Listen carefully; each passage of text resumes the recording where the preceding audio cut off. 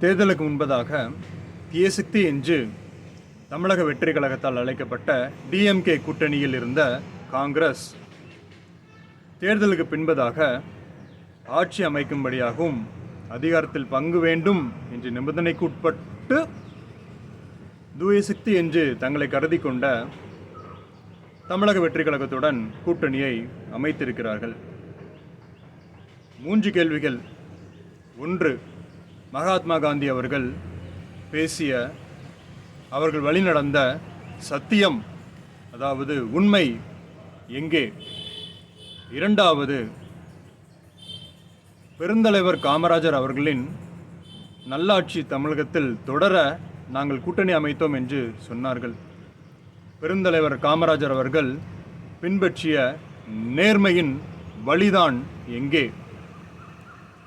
3வது, திமுகவுடன் சத்தியம் செய்து கூட்டணியில் இருந்து வாக்குகளை பெற்று இப்பொழுது வேறு ஒரு கட்சிக்கு தாவல் செய்து அரசியலில் இதெல்லாம் சகஜம் என்று சொல்லுகிறீர்களோ அல்லது தமிழக மக்களுக்கு துரோகம் செய்திருக்கிறீர்களோ? சிந்திப்போம் மக்களே.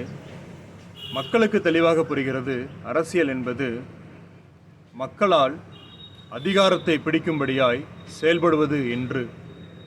மக்களால் மக்களுக்கானது என்றால் உண்மையாகவும் நேர்மையாகவும் ஒற்றுமையாய் ஒன்றுபட்டு மக்கள் சேவையில் மக்கள் நலமுடன் வாழ கைகளை கோர்த்து தமிழ்நாடும் தமிழ் மொழியும் உயர ஒற்றுமை செயல்பாடு இருக்கும்.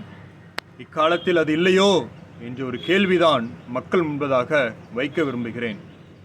இளைஞர்கள் அரசியலை தெரிந்து கொண்டிருக்கிறார்கள். இளைஞர்கள் அறிந்து தெளிவான புரிதலோடு வருங்காலத்தில் செயல்படும் பொழுது தமிழ்நாட்டில் மாற்றம் நிச்சயம் உண்டாகும்.